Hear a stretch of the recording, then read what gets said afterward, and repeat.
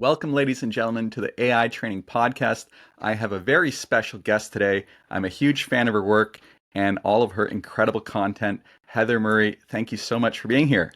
Thank you. It's my absolute pleasure to be here, Mark. Really excited to have a chat with you about all things AI. Yes, where to begin? How about, for those that don't know you, why don't you give yourself a friendly introduction? Yes, of course. So I am Heather Murray. I run two businesses. So the first is Beesting Digital. We're an AI enriched lead generation company. So we've worked with lots of big brands in generating leads. And then my other hat is AI for Non-Techies. So I run a newsletter that's got, I think, 22,000 subscribers so far. And that's a really good thing. And I put out tons of content around helping people who are not technical understand and integrate AI into their businesses. Amazing. I am following you on LinkedIn, so I see your posts, and all of the videos are very intuitive and easy to follow. On behalf of the entire community, we appreciate the effort you put into making great content. Thank you. It makes it all worthwhile when I hear things like that because it's a lot of work. I know from creating content myself, you really have to get those processes down and figure out who's on your team to make things easier. Behind the scenes, I'm sure there's so much that goes on that it's appreciated what you do. Thank you. Thank you. Yeah, no, that's great. So, what sparked your interest and led you to focus on making AI accessible for non-techies? My interest in AI came a couple of years ago, actually, when I was just looking. So we were we acquired a really great big account, and they were looking to understand their audience better. So it was Centrica, big oil and energy company, and they had a product that was worth £10 million each, and they needed to understand the people. There was only 40 companies in the world that could afford it.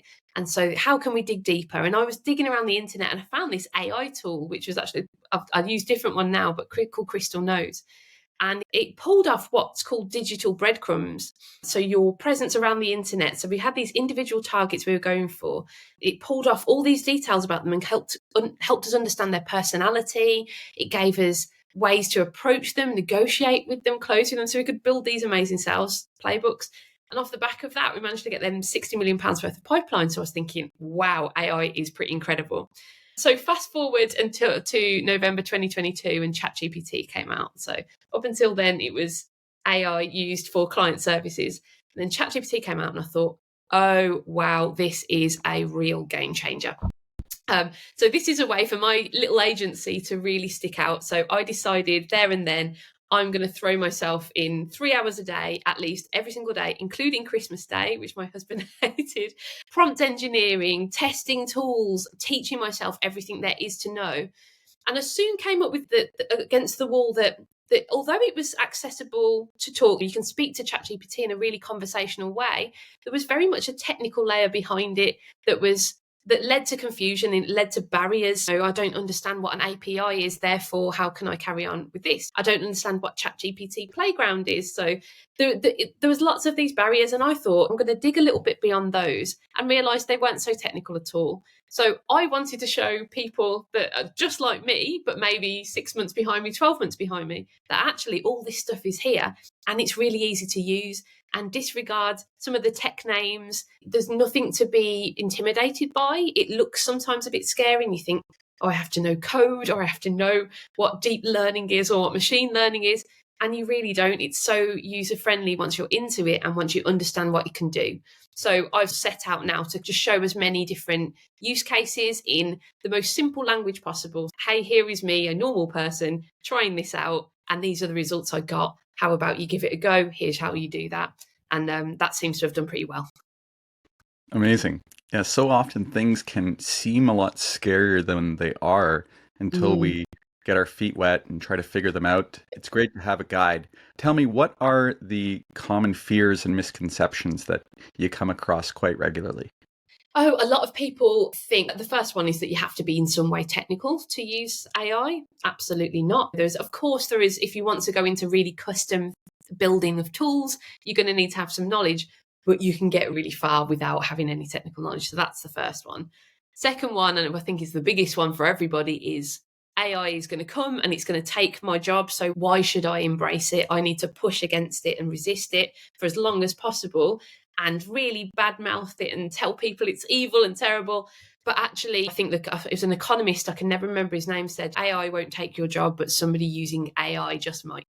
And that's what it's about. So it's tooling yourself up and equipping yourself with AI skills to just put yourself into the next category. I think it's to stay relevant, you need to understand how it works, because it's going to be, even in small ways, it's going to be a part of pretty much every job moving forward over the next sort of 5 to 10 years. So you need to understand what it is on a basic level. And if you do, you will remain competitive and you don't have anything to worry about, I don't believe, for the next couple of years anyway. I don't know how it's going to, it's evolving very quickly. And then I think the other one, and one I've just heard on a call just now, is we don't know where to start. That is the main problem. People are, you go onto LinkedIn, you see these creators saying 1,000 new tools. So here's this list, and you think, oh God, I'll save that because I'll have to go through it at some point. Or 100 new tools for sales. Haygen's just released this, and Persana's just released this, and it's so exciting. Well, it's completely overwhelming. So you think, which one do I start with? Which one's relevant for me? How am I going to start to see return on investment? How much time should I be putting into this? So I think where to start is a really good point. And I always say to start with just one tool, and then you start to go, oh, like I always say note taker tools are really good to start off with because there's so many use cases for them. So I use Sybil, record all my tools, and then I use the transcripts, say for my sales calls. I'll pull off all those transcripts, put them all together, run them through Chat GPT or Claude with a prompt, and create a ton of content ideas off the back of that based on real client pains. So the things they're talking to me about in calls. So I know I'm going to attract the right people in my content off the back of that. That's great advice. I think that it really is I don't know whether it's intentional or not, but all the content people are creating more fears. And maybe that's just, we know that eyeballs are attracted to fear, but it feels there is a bit of an information overwhelm, especially like you said, every time you see a 1,000 prompt list, it's like, if you've used the tool, you know that it really isn't about a list of prompts. It's about understanding some principles. How do you help these non-techies with challenges as far as when they come into trying to overcome an obstacle? What is your approach to? I think learning, you were talking about prompting, learning the building blocks of how to use AI. I think the very first point is going to be how to prompt. So not, like you were saying, not copy pasting prompts from other people, although there is a place for that. I think sometimes if the prompt is really good and you see what it looks like and how it's constructed, you can go, I'm missing that chunk of mine, or that's how they get. You can take that, change little pieces, and you can come up with your own really good prompt.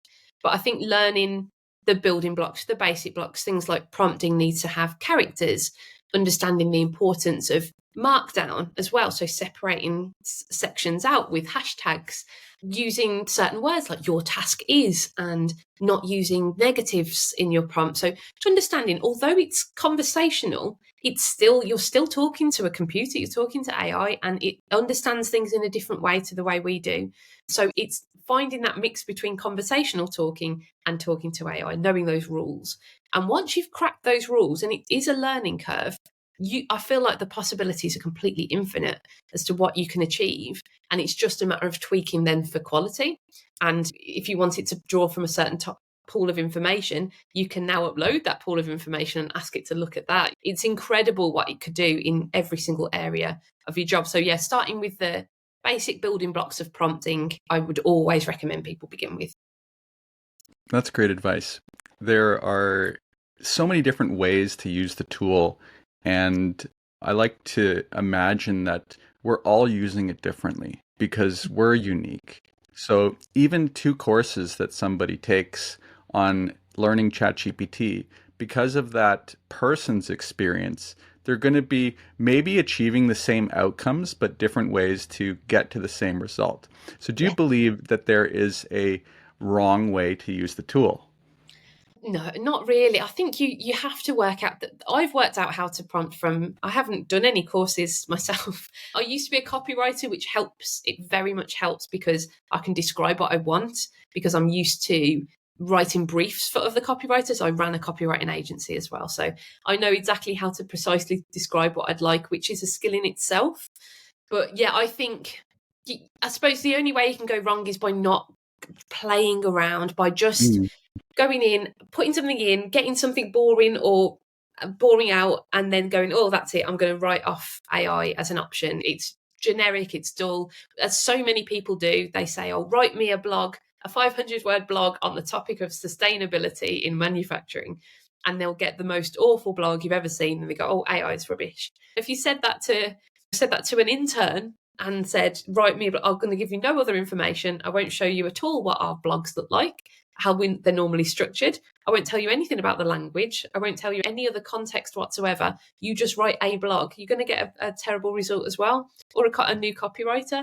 You've got to think about how you would brief a creative if you're trying to create content, or how would you brief a designer if you're trying to design something. It has to be that specific detail. And remember, every new chat, it's completely blank slate. They don't know who you are, what you want. Same they. AI doesn't know who you are or what you want. So you have to describe it again. I think, yeah, writing it off early as something that's boring or produces bad results is the only way you can go wrong. I like that. And I would tend to agree. I think if you're not using it, that is the only probably wrong decision at this point.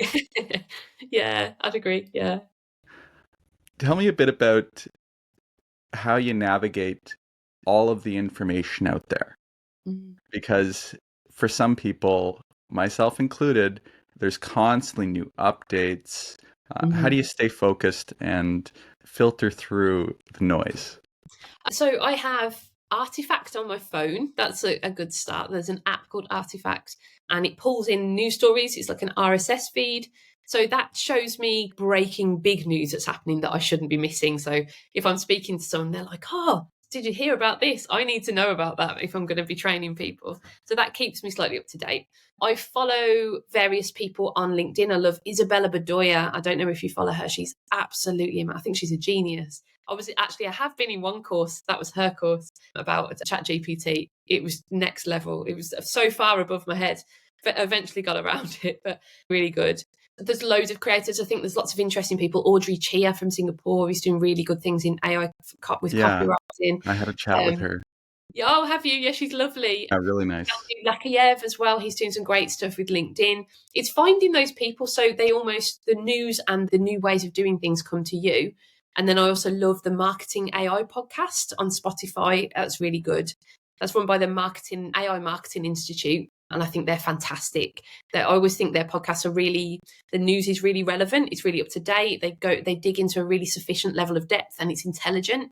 I walk the dog and I listen to that and I think, okay, I'm ahead and I know where I am. And it helps me form my own opinions as well. So and also YouTube, Matt Wolf, absolutely incredible. So picking these creators that you know are at the top of their game really helps you stop that fear of it's happening so fast. There's so much going on. I need to stay ahead. I just make sure as long as I'm checking in with those people, at least if most of them every day, I know that I'm not going to miss anything major. And then, of course, I do my own kind of searches. I was just on the Haygen website looking at their blog and seeing if they're releasing things. But I've made a few partnerships with AI tools as well. So hopefully some of those, they've said a couple of those have said they might tell me stuff before they tell the press. So that'll give me a few exclusive things, a few exclusive releases, which will be exciting. That's great. I'm sure with all of your research, you've come across and tested more tools that you can count. Yeah. What are the top 5 that you're revisiting? Oh, top 5. Wow, that's a big question. I would say I've mentioned it already. I think Sybil, that's one I use every single day. It's a call transcription tool. It also analyzes body language on calls as well. I can tell if a sales pitch went well, if they were interested in a certain slide, if they were all disinterested in one, if they looked a little bit unhappy when I was talking about the pricing. Like you can start to pull apart your sales pitches and look at, say, maybe 5 pitches and go, nobody's interested in slide 4. Everybody loves slide 5. Let's do more of that type of content. And of course, our content ideation off the back of the transcript as well. Sybil's great. I would say Human Linker is the next one that I would use, and I use that a lot in my client work. So that is it's the new version of Crystal Knows that I was just talking about. It pulls all of the digital breadcrumbs, together from your prospects, and you get to analyze their personalities and get disc profiles and blue ocean profiles and how to prospect them. And that really helps me if I've got a big sales call coming up, or I'm trying to market to a certain group of people, and I'll pick out a few key people, the type of language that people might respond to, and how to hyper personalize. Absolutely incredible. Haygen, just as a brand, are great. I love Haygen. They've just released their video prospecting tool where it's you talking and it will move your mouth to say whatever you want, the name, the company name. So you can record a, hi, I'm just checking in. How are you doing? And it will record it will clone your voice and move your mouth in such an accurate way that you can send out like 50 videos to different people and it looks like every single one of them's recorded uniquely, which is incredible. And their digital twins feature is great. Just, I think it's like 5 minutes of video and you're straight there. What else? Oh, there's so many. They're the three that I use every single day. I think, well, Chat GPT, of course. I can't not say Chat GPT. And then probably Perplexity. I think Perplexity is something I'm using a lot. So for those who don't know what that is, it's like a more factual, it's not completely factual, a version of Chat GPT. So if you're doing research, you ask the question into Perplexity and it gives you responses with sources cited as well, and a sort of variety of response formats. And it's, if you want to know information about a topic, I don't think there's any better sort of AI tool at the moment than Perplexity. I love it. It's not flawless. I've got information that might be a little out of date or slightly wrong in places if you're asking for very up-to-date stuff.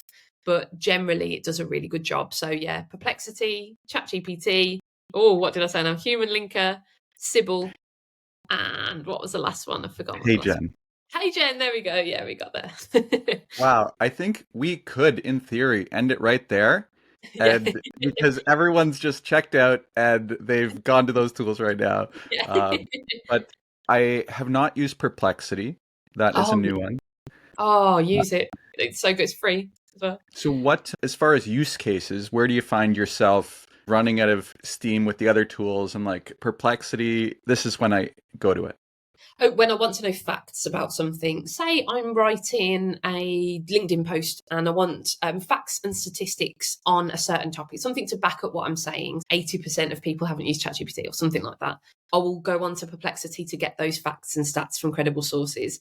And I can go through, can check the sources really easily and go, okay, brilliant, I'll use that one and that one. So really good for blog writing, for ourselves and for clients as well. Yeah, that's the use case. It's when you're trying to back yourself up, and report writing as well, really useful. It does short responses. It's not conversational like ChatGPT. It's not going to go, hi, how are you doing? It's just going to say, here is, it's like an encyclopedia. It's very good, but it's a very intelligent version of an encyclopedia. And I think just try it with a couple of questions and you go, okay, I see why people love this. Definitely. I'll be sure to give it a try. With Haygen, this new tool you were talking about, where it changes, you basically use variable data for the company name or person's name. Have you experimented with that one? Yes, I have. Weirdly, so it clones your voice. It made me Australian. I don't know why. So the first iteration, I'm going to speak to them actually about it and just say, I don't know why you think I'm Australian. So it clones your whole voice and then plays it back with the name. So it doesn't use your voice and then fill in the name and then use your voice the rest of the time. It clones the entire video voice, the entire section, and then replays it with a cloned voice. But I must speak with an Australian inflection or something like that it's picked up. So I'm going to have to re-record. The version I used was just really strange. It came out really strangely, but I've only tested it for maybe 15 minutes, so I need to find some more time. So that's hilarious, by the way. So when you were saying the company name, that part sounded Australian? The whole video sounded Australian. So you record the original video and then it clones your voice from that video. So any of the clone versions are completely cloned voice all the way through. So that's why you can sound Australian all the way through, because it's not actually you talking, it's the clone voice talking. So it doesn't sound like, hi, how are you doing, Luke? That kind of, it would change if it swapped. So, but the lip sync is just unbelievable. It looks like me. I played my digital twin talking to my dad, who's in his 70s, and he could not believe it. He was just, that's you, isn't it? It's not me. It's a digital version of me. He just blew his mind. Well, I remember doing that, uploading that 5 minutes of content for Haygen and going through that process. And I love the founder's video where he's Oh, gotcha. comparing side by side Yeah, which one was, they were both. Well, yeah, yeah. definitely worth checking out. I think there's a lot to be said for the arms, though. So I move my arms a lot. You can see I move my arms all the time. It really doesn't like that when you move your arms. And I found that's something that AI avatars really struggle with. Haygen also released a streaming avatar lately. So you can type or you can talk to the avatar and it will talk back to you. So it's like AI chatbots on sites, but with visuals now, which was always going to be the next step. So you're talking to someone who's going, oh, hi, Heather, how are you doing? And but while they're waiting, they do. I know this is audio, but while they're waiting, they're moving their arms like a thunderbird. I don't even remember thunderbirds, and they're moving their arms up and down. So it looks really strange. So, like anything, it's like Mid-Journey images started off with those terrifying faces, and now they're just really photorealistic. We'll get to the point where it's super realistic, probably in 6 months' time, like everything else. Yeah, it's amazing the speed at which the tools are moving. Looking back, what developments are you most impressed by that have come to fruition or are just wildly impressive? I just think ChatGPT is endlessly impressive. Every time I begin to have a minor irritation with it, they're like, "Hey, here's a new update. We've fixed this, and then here's 5 new tools you couldn't even imagine before." And whoa! I love that they're all competing so much with each other. So I've been checking out Gemini. It used to be called Bard, the Google version. So I've been trying over and over again to use it. I think it's been awful, really poor. And then suddenly this weekend I was like, okay, wow, this is suddenly really good now. And it was about time because Google were never going to sit there and let Microsoft and OpenAI take over. No way. So I thought this is happening now. The way they compete with each other. So you've got your Gemini versus Copilot versus ChatGPT versus Claude. It's fantastic for us as users because they're just trying to beat each other with new features and speed and all sorts of different things. But I think ChatGPT is the one that impresses me consistently the most, definitely. I think it's a good name change on Google's part. I Mm, I don't know yeah, if Bard ever was like, if it was a horse race, you're like, your money's not on Bard. It yeah, just doesn't sound doesn't like a sound winner. right. But Yeah, Gemini, Gemini. that sounds pretty cool. Although when I was searching for it, there's a company who's coming up number one on Google, and I bet they're absolutely delighted with all this extra traffic with people trying to find Gemini. It's not easy to find. They need to make it easier and have I don't know, a more memorable URL. But I keep on accidentally clicking on that Gemini, and I bet hundreds of thousands of other people are as well. So that company's probably, why have we got this huge thing in traffic and everyone's just bouncing straight away? Well, I haven't used Gemini yet, but all this talk about it, I'm definitely going to explore. Google will just put an ad up if they have any trouble with helping people find it, right? Yeah, that's what I was thinking on Google. Surely they must be just thinking, oh, we're getting enough traffic anyway, just let them have their little thing and then we'll take them away. And also, there's so many different versions of Google being used, right? Yeah. That maybe just based on where you are, they're giving you a different look. Yeah, That Gemini company could be local to, I it, don't know. it could be. Yeah, that's so true. Yes, it's everybody has their own personalized version, don't they?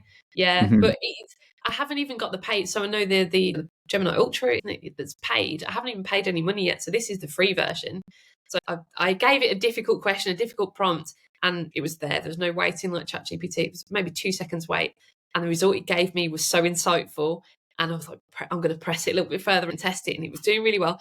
And then a couple of times it said, and you might see this when you start to play with it, I do not know who that person is. It's really strange. It just gives that strange same error.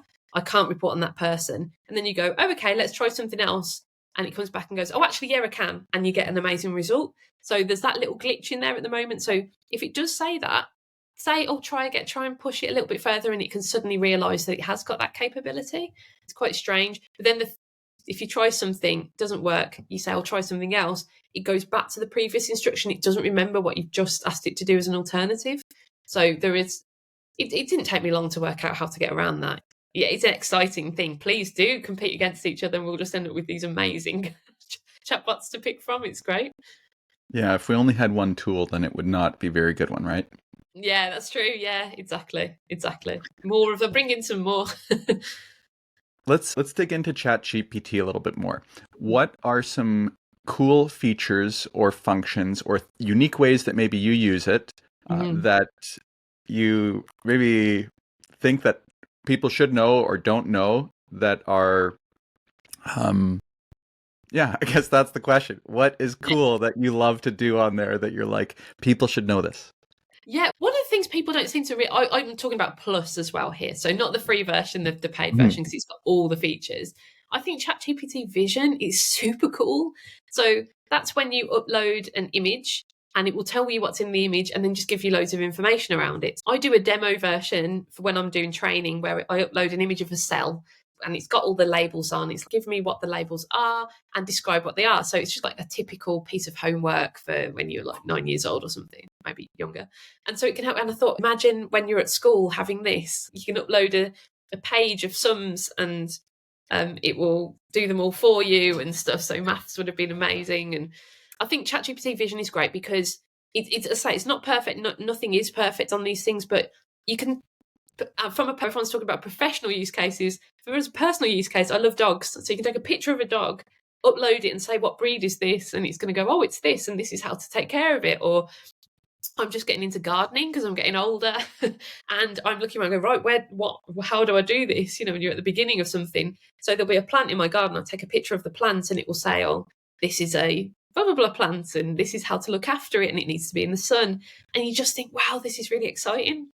I have a 10-year-old stepson who, when we have a rainy day, he likes to we'll do treasure hunts and I can print off things for him. He comes up with these wild ideas and we make it happen on Mid-Journey. Speaking about ChatGPT, aren't we? But we can do that on DALI 3 now with ChatGPT. There's just so many things. I think the main thing I use ChatGPT for, going back into a professional context, is business strategy. So I think there are so many founders that feel completely overwhelmed by everything that they're doing and thinking, oh, am I missing something? There's so many things, I'm spinning so many plates.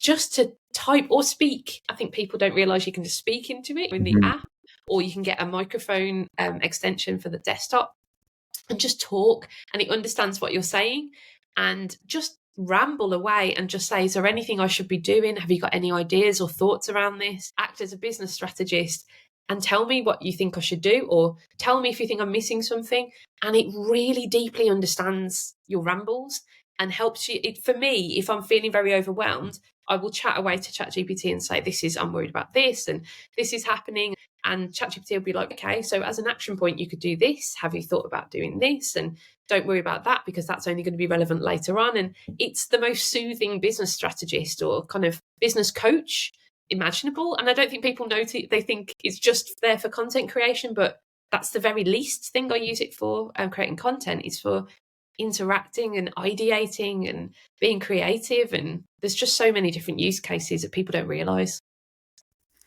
I love that. I think that there are so many opportunities for people, and it gets me excited hearing about these little things. I know the conversational aspect of it. When I found that out, I Yeah. was hooked. I was Yeah. like, this is, I love how you can have a conversation knowing that everything's being recorded. So when you get back to your computer, you have that full thread.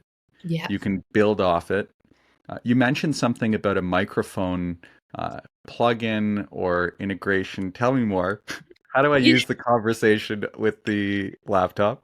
Oh, yeah. So it's just called Chat. I think it's just called Chat GPT Mic, and it's free. And you just download the extension, and then you can speak into the desktop version. So you just press the microphone and just talk. And then Um, will it talk back like it does on the mobile? no, it doesn't. It doesn't talk back. So no, it's not yet. So Okay. it will very accurately transcribe what you're saying into a chat, and it will text back. Okay. Waiting for that conversation Yeah. with the laptop. But no, Have I you think I don't know, have what's you that? found through the app that it sometimes goes into a different language? That's something that maybe I just sound like I speak in a different. I'm Australian one day. It gives me Welsh sometimes, speaking in Welsh. Um, Well, no, I haven't. I'm from Toronto originally, and I maybe could hear, have, yeah, I could hear that in you. yeah. So maybe I have a bit of the. It's close enough to New York that probably sounds American most of the time. Yeah. So, but you can pick a few different voices Which voice did you choose out of curiosity? Oh, is it Juniper? Juniper or Jupiter? I One of think those. that's the one. I can't remember, but maybe that's the one I chose. She Yeah, sounds pleasant. she does, and she was male at first, and now she's female, which is Okay. yeah. So I was like, oh, she sounds great. She sounds like just your friend who's just talking to you, who's like your intelligent friend. They pick those voices so well. All of them I trust, but her in particular, I feel like I know her now. She's really sad. I think that tool in particular, we've talked a little bit about having that companion or coach, or I think for the older population, this kind of, I know it's a paid thing, right? This is not something you can do on, but for $20 a month, at least for that period of time that you can have a conversation about anything that you're interested in, like Yeah, having a long phone call yeah, where you could just ramble and that person is going to be there to, I think that can make the the retired population just feel better, that one little thing. And I think that's great that they've figured that out. What other, yeah, go ahead, sorry. I was going to say, so I work with older people. So 20% of all our profits goes to work in the local community with older people, and I'm really passionate about digital inclusion. So there's so many people that we work. They're in their 80s and 90s. They don't know how to use phones or computers at all. I think if there's somewhere, and I'm going to try and maneuver myself into this space eventually, is to show people not just computers but how to use AI, because if we can set, so you don't need to necessarily learn how to type and how to set things up, but if we can get older people onto those apps, like you say, talking and having those conversations. And then as this advances, it could be, can you organize my shopping for me? Can you go to the supermarket and get this and this, or get this sent to me? And doing all these things, can you book an appointment at the doctor? Can you organize my laundry? There's so many things that would make their life so much easier. Can you book me a taxi? There's so many things that I think would be really useful. And in addition to that conversation and that company, they can you can have real you can program real personalities into people. And although it's never going to be the same as talking to a person, I've met a lot of people in the course of my work that the only person they speak to in a whole month is the person who's at the checkout in a supermarket. And it's just really sad. And then there's people behind them wanting to hurry them along, and it's just a really sad thing. So for them to be able to talk to somebody and have that kind of perceived company, I think it would be better than nothing. I don't think it's the ultimate thing, but be better than nothing for sure. 100%. That it's incredible what it can do, but to see someone feel better about themselves and their life and what's going on, reduce anxiety, that companion. I'm looking forward to seeing the way it improves. And Yeah. then there's still, you know, where's the education for that? Mm, Because there's so much noise yeah. that if someone new to just download this, hit that button, and you have a friend for at least 3 hours until your credits are full, and then you've Yeah. got it. Yeah. But to make it that user friendly, to make you've got the rabbit. Have you seen the rabbit device, which is Mhm. just so simplified? Can we not have something like that where you don't need to learn to use a mobile phone? You don't need to learn how to use a laptop. You have a device that you press and you can talk to. Alexa is that's a simple thing to learn to use. You talk to it, you call its name, it answers. I feel like maybe that's where Alexa will go into that more kind of casual conversation, like you see in sci-fi movies. Like it becomes an actual companion that's that intelligent, instead of it misunderstanding what you're saying all the time and switching lights on when it shouldn't. In the Apple sphere, people have already started to make talking to Siri Mm. a normal thing, right? Yeah. But Apple has not, maybe I'm not aware, but when is Siri going to be AI? Yeah, that's it. Siri is technically AI, isn't she? She's an early version of it, but it's yeah. When's it going to catch up with? I think that's probably very much in the works. That's got to be happening. So no, Yeah, Alexa working on Alexa at the moment. Yeah, because so that old Apple, Siri's Apple doesn't do anything halfway. no. So it'll be really interesting when Siri has like a Chat GPT like full suite Yeah, of generative AI. Um, yeah. we were talking a little bit about the use of photos. And that is definitely an underutilized tool. I think in that aging population, there could be photos of pills, or like medicine is such a important part to be kept up to date with. Did I take that? What pill is this? Yeah, that'd be So, amazing. Yeah. Or what does this say? Because I can't read it and I yeah. can't find glasses. How many am I supposed to take? Yeah, and can I have a glass of wine with this? Sorts of things. That's Yeah, so useful. So useful. Yeah. would be really fascinating. You spoke about anxiety as well, and I think that's something I made my own custom GPT called Anxiety Hero, a basic one, but I find I have an anxiety disorder, and sometimes I have panic attacks, and you can't always get to a therapist. You just can't. There's not a therapist just sat here with me the whole time, and when I'm in a panic attack situation, I forget what I'm meant to do with the breathing and the grounding techniques and everything. So I built something that was trained on stuff from the NHS over here. So really good, credible sources for how to get yourself out of one. So if you can bring yourself to type and just say, I'm feeling like something's about to happen, you get really good advice. And I've programmed it to be really calm and friendly and use my name a lot and all those things that I know will comfort me.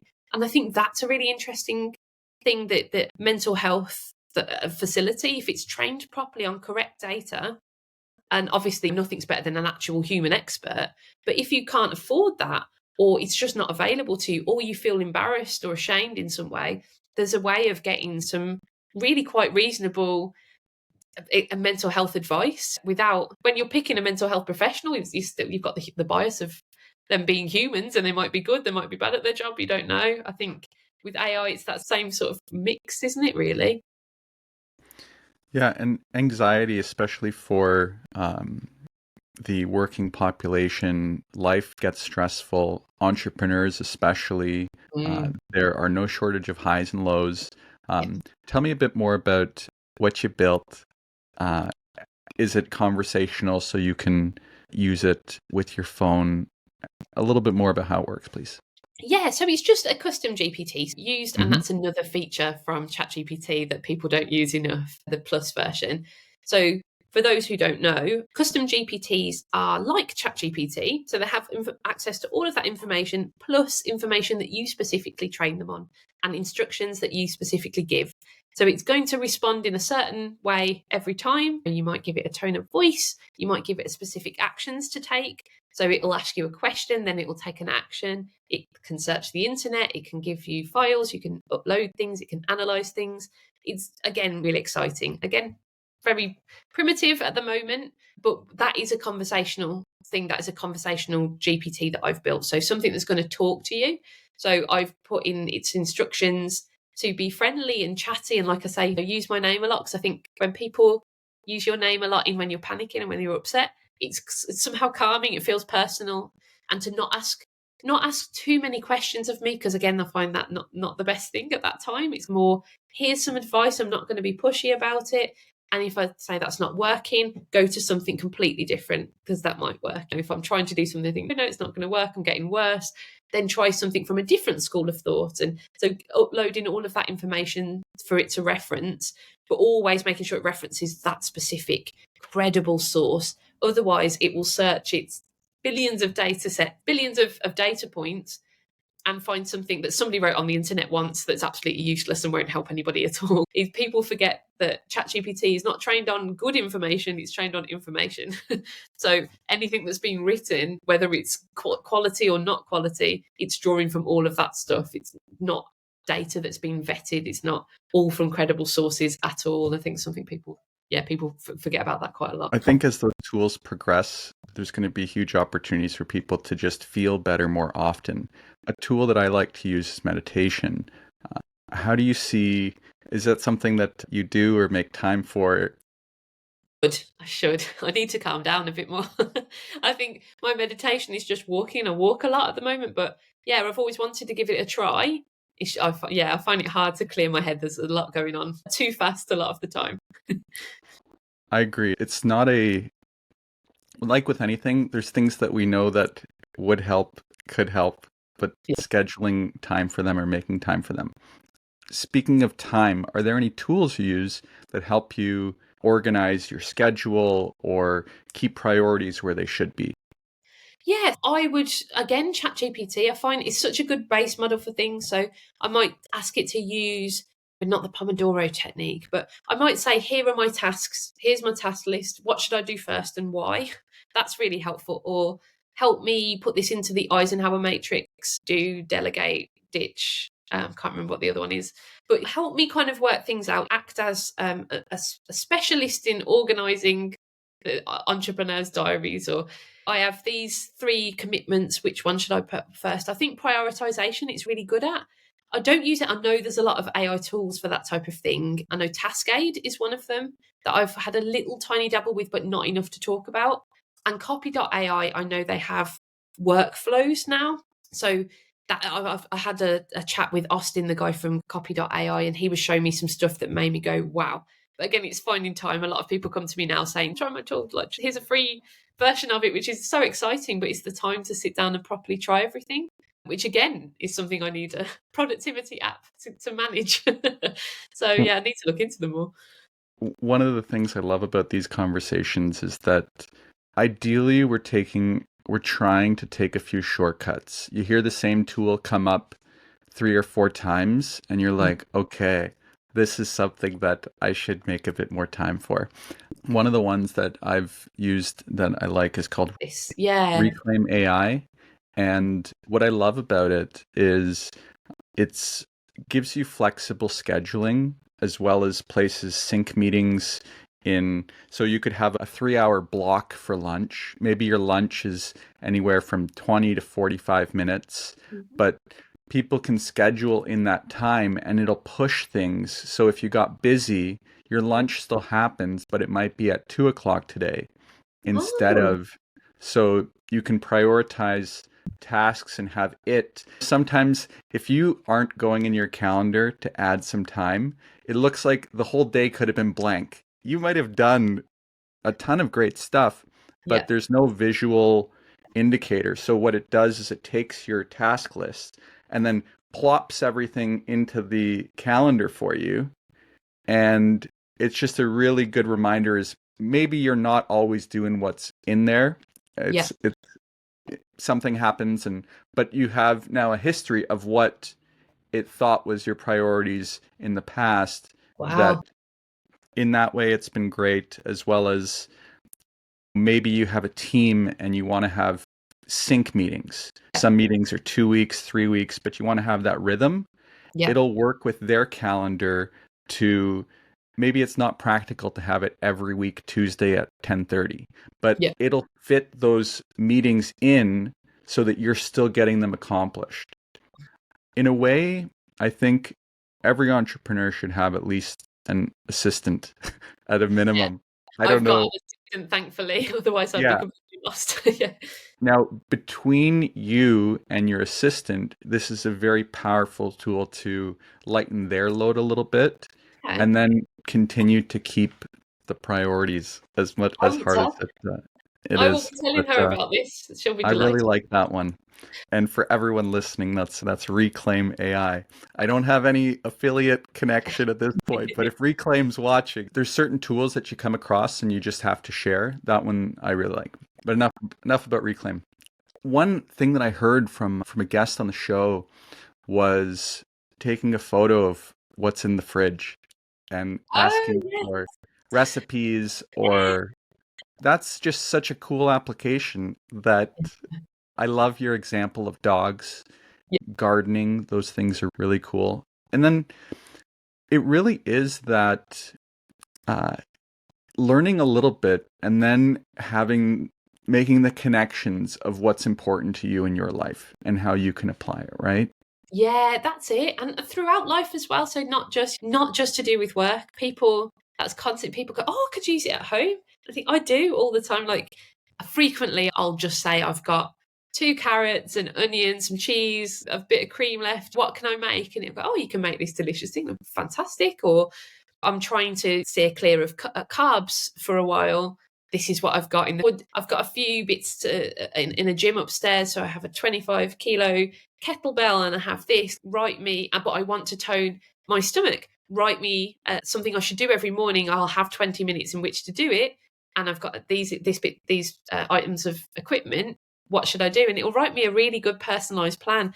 And I have bad knees, so be careful of anything to do with the knees. And it will really take that into account as well. It's, yeah, that sort of use case is people go, oh, yeah, I know. And then once you're using it casually like that, then it's much more natural to then use it at work. So you think, oh, it's just that assistant that's there all the time helping you out, and sometimes gets it wrong, but most of the time is really helpful. I love the workout example. I like to use TRX, those suspension Oh, trainer yeah. Yeah. type activities. And I've been using this app that gives me these 5-minute workouts, and it's great. But I would love to put ChatGPT to the test and give that a try. So that's another very cool example. Do you think for most people it's easier to start to use it in your personal life and then think about it for work, or start with work and then have it move over? I think, yeah, so I did it from work and then it moved over, but actually I probably would recommend that you do use it in your personal life because it's so easy to then see, you see how useful it is, and you just use it more naturally. I use it much more naturally, I think, at home. Like I say, it's just my phone. Your phone's with you all the time. Instead of Googling, and that's one of the big things. Googling seems like such a long thing to do now. Oh, I have to look through results. Now I can get exactly what I want straight up to my phone and it can talk to me. It'll tell me what I want. So why would I bother to Google? So I think when it starts to replace your Googling, it starts to become natural throughout. But yeah, maybe try personally first. Just do some fun things because it is fun. It's not like this really hard technical thing. It's really exciting and fun when you start using it and you think, oh my God, nobody else is doing all of this. If you're using it now, you're still well ahead of most people and you can do all these magical tricks, create these pieces of art in 2 seconds. It's mind blowing what you can do. I'm still so impressed by it. Even having used it as much as I can, I still can't believe it every day that it's a real tool that's available to all of us, mostly for free. I love your enthusiasm for the topic, and it definitely shines through. One of my first applications was I'm a singer-songwriter, so I play guitar, and I had it to start write songs, and I was just amazed with what it could do. Very, very playful way. And I was recently talking to my cousin, and he has this wonderful application for anyone with kids or grandkids, the child's dreams and what they want to talk about. That's Before bed, he'll bring the phone over and then ask ChatGPT to create a story based on his son's inputs. Yeah, And either he'll read it or use ChatGPT's voice to say the story. that's So, incredible. And you yeah, could have what all a the details, couldn't you? They have long brown hair and they go to this school and they love their teddy. And that's really cool. And then if you wanted an image to be generated of what the boy looks like or whoever's in the story, you can do that kind of stuff. That's just one of those really, like when I heard that, I'm like, you're winning at parenting with that Yeah, application. definitely. You can, yeah, there's so many things you can do around children's books as well. I've seen lots of people creating their own colouring books as well, personalised around the themes that their children like on Midjourney and things like that. So it's, yeah, really exciting. It's just hard to get that consistency, I think, with tools like that. Yeah, you can always get that first image, but having that everything staying consistent for stories, I'm sure people have figured it out. It's just not very accessible. It's not like at least for me, maybe there's a tool out there that will be out tomorrow that can do it, but I think it still takes, it's a bit more advanced. Tell me, we've covered a lot of different things and this has been amazing. What do you want people to remember from this conversation? If there's one takeaway. I would say it's not scary, it's fun and it's not technical. It's give it a go, just give it a try and play with it, play properly with it. Don't give it one go and then think, oh, that was awful. Try different use cases, try different tools, try different prompts, and you'll find very quickly it becomes very interesting. And then you can start to apply it to your life and you'll find things are a lot easier. That's what I say, just give it a try. Don't be scared of it. It's nothing to be scared of. I'm the exact person who would normally be scared of this type of thing, and I'm not at all. Yeah, follow my lead. That's great advice.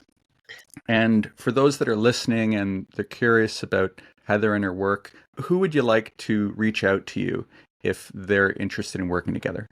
We're about to launch our new site, Non-Techies.ai. It's not up yet. It was meant to be up in January. You know how these things go. Yeah, But we'll be launching before the 15th of March, so very soon. So yeah, find me on LinkedIn. Anybody who wants to learn about AI, we've got courses, we've got masterclasses, we've got a live training with me as well. So pretty much everything you would need, and it's going to be at a really low, affordable price as well per month. So yeah, find me on LinkedIn, Heather Murray. Yeah, from the UK. You'll see me posting about AI an awful lot. And yeah, I'll be mentioning this membership site. So yeah, do get in touch, and yeah, I'm happy to chat AI anytime. that's amazing. Before we wrap up, I thought it might be interesting to talk a little bit about books. What are some of your favorites? Oh wow. In what way? In fiction, non-fiction? A- Anything. I maybe a book that you revisit. I particularly like nonfiction, Yeah. but you can take it anywhere you want. Favorite books at the moment. So work wise, I'm loving this just because I'm an entrepreneur. I'm loving anything by Alex Hormozy because I think it's really practical. I love Atomic Habits. I think it's just great. It's just a book I go back to time and time again, non-fiction. And then fiction, I've actually been reading a little bit of AI type stuff. I can't remember the author. It's called Clara and the Sun, and it's about this AI being in a shop, and the whole novel is from the perspective of this AI person, this humanoid robot. And I don't like sci-fi normally, but this was just beautiful. I'm trying to remember. Oh, Kazuo Ishiguro, I think.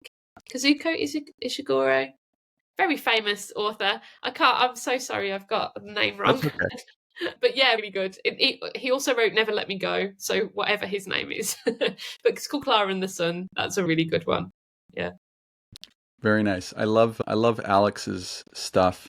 Hermosi, both books are great. Have you Yeah. started to uh, take books and turn them into GPTs?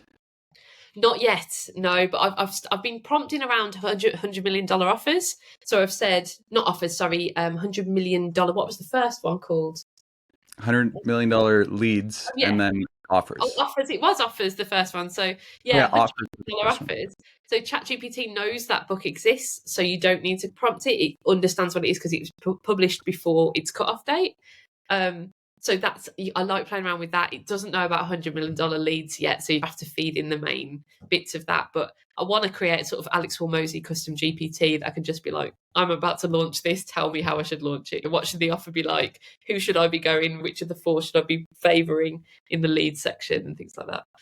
It's interesting with the personalized GPTs. Like I think at some point Amazon will have a kind of AI to any business book Hmm. where there's an ethical problem with creating GPTs with someone's work and sharing it. But I think for personal use, by all means, you should be able to take something you've purchased and be able to have Alex as your coach on your business because you've got his brain and guidance Yeah, very specific to your application. So I've yeah, created a few different GPTs that I just have personally that have a PDF version of a book, both amazing. the Hormozy books. I really like Story Brand, Oh um, yes, building a yeah, story brand.